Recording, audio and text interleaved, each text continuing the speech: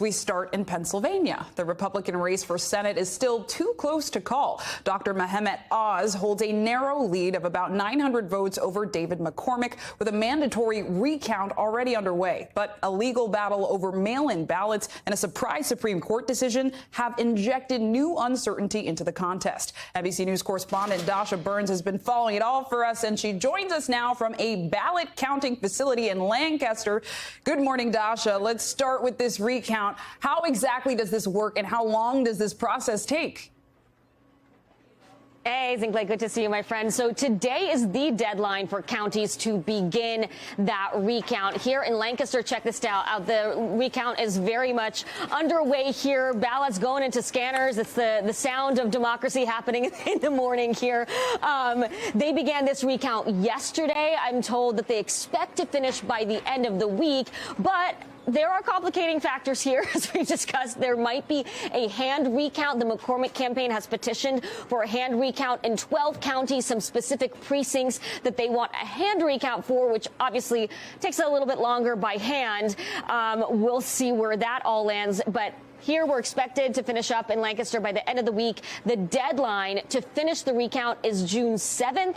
They have to report those results to the Secretary of State by June 8th. So that is the timeline we are looking at for having some sort of result for the seemingly never-ending primary here, Sinclair. Never-ending, and you appropriately called it complicated, and that is added to by this ongoing legal challenge filed by the McCormick campaign over undated mail-in ballots. Walk us through what's going on there.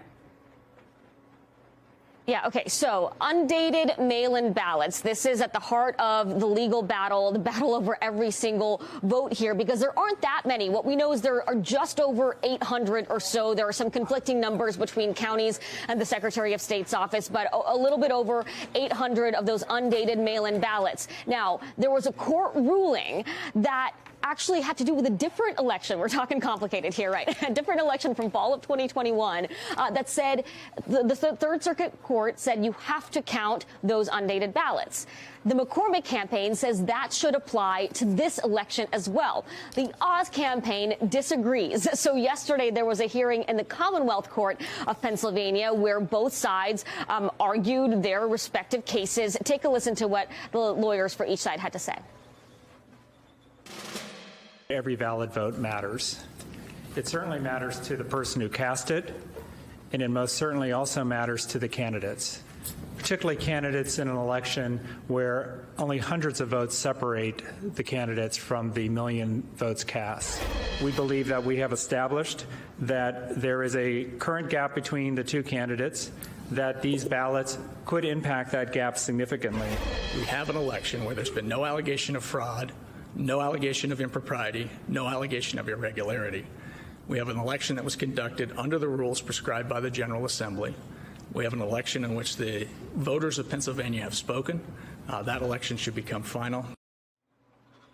So we are waiting for those the ruling from that court. In the meantime, counties like Lancaster here, they tell me they have segregated those ballots. They are waiting to figure out what to do with those until we hear from this court and some other court rulings in the works here too, Zinkley.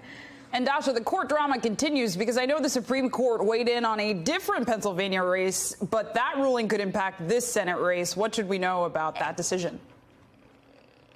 Yeah, if your head's spinning, you're not alone. Yeah, the Supreme Court, the U.S. Supreme Court, put a hold on that ruling from the Third Circuit I talked about earlier that said the undated ballot should be counted.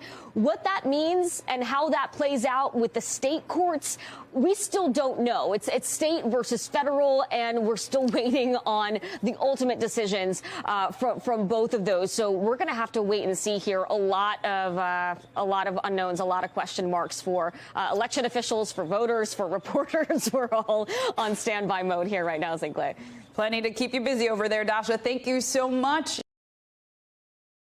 Thanks for watching our YouTube channel. Follow today's top stories and breaking news by downloading the NBC News app.